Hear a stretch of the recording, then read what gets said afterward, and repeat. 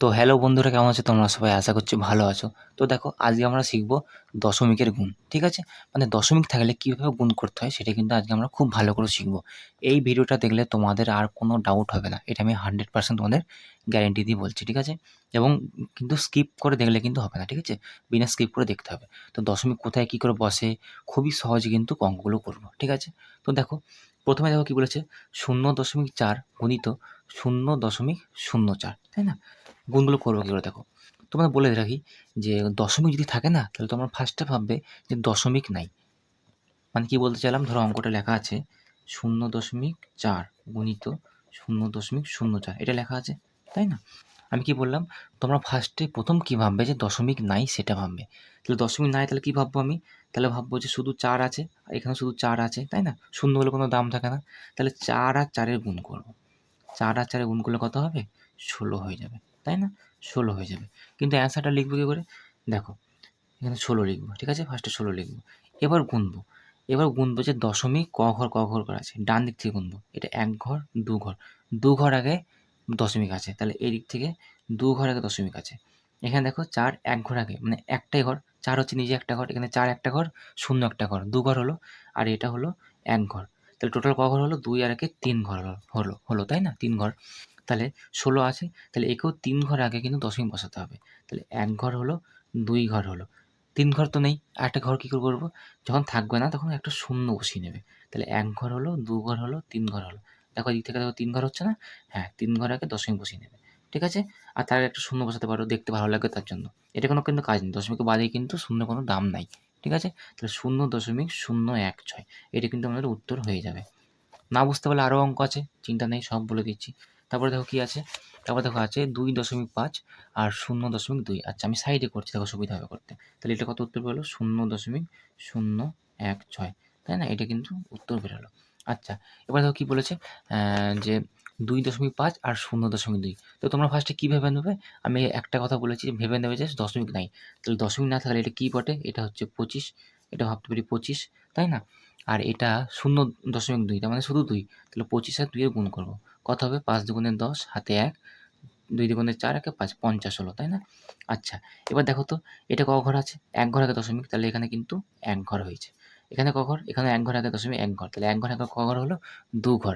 তাহলে এখানে 2 ঘর গুনবো, 1 ঘর, 2 ঘর। এই যে দশমিক, 2 ঘর আগে দশমিক বসিয়ে দিলাম। তাহলে তার একটা শূন্য বসিয়ে দিই। তাহলে 0.50, এটা কিন্তু এর উত্তর হয়ে যাবে। ঠিক আছে? আশা করছি বুঝতে পেরেছো।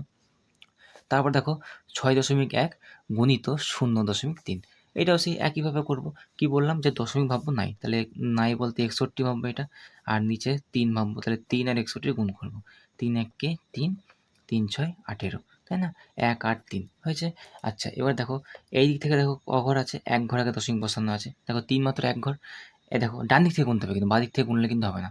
এটা দেখো 1 ঘর আগে দশমিক, তাহলে এটাও 1 ঘর আগে দশমিক আছে। তাহলে 1 হচ্ছে 2 ঘর আগে দশমিক। তাহলে এখান থেকেও 2 ঘর আগে দশমিক বসবে। তাহলে 1 ঘর 2 ঘর, মানে এইখানটা বসবে। মানে এখানে উত্তর হবে 1.83। এইটা কিন্তু আমাদের উত্তর হয়ে যাবে। ঠিক আছে? আশা করছি বুঝতে পেরেছো। আচ্ছা, তারপরে দেখো কী বলেছে? 2.4 আর 1.2। তাহলে এখানে লিখে দিচ্ছি। 2.4 বলতে শুধু 24 লিখবো, আর 1.2 বলতে শুধু 12 লিখবো, তাই না? দশমিক ভাববো নাই, তো গুণ করবো, সমস্যা নেই। আমরা একটু গুণ করবো। কারণ কত হবে? 2 4 হচ্ছে 8 হয়ে যাবে। 2 দুগুণে হচ্ছে 4 হবে। নিচে একটা ক্রস দেবো। তারপরে 1 এর সঙ্গে 4 গুণ করলে কত হবে? 4 হবে। 1 এর সঙ্গে 2 গুণ করলে হবে কত? 2, তাই না? এবার যোগ করবো। তাহলে এটা কত হচ্ছে? 8, 4 4, এটা হচ্ছে 8, আর এটা হচ্ছে 2, তাই না? 2 8 8 হয়েছে। এবার দেখো, এখানে দেখো ডান দিক থেকে কিন্তু 1 ঘর আগে দশমিক বসেছে। এখানেও কিন্তু 1 ঘর আগে দশমিক বসেছে, তাই না? তাহলে 1 ঘর 1 ঘর ক ঘর হলো? 2 ঘর হলো। তাহলে 1 ঘর 2 ঘর, এইখানে দশমিক বসবে। মানে উত্তরটা লিখবো 2.88। আমি এখানে উত্তরটা লিখে দিচ্ছি। কত হবে? 2.88। এইটা কিন্তু উত্তর হয়ে যাবে। ঠিক আছে? আচ্ছা, এবার দেখো লাস্ট একটা অঙ্ক আছে, এটাও খুবই সহজ। কি বলেছে দেখো?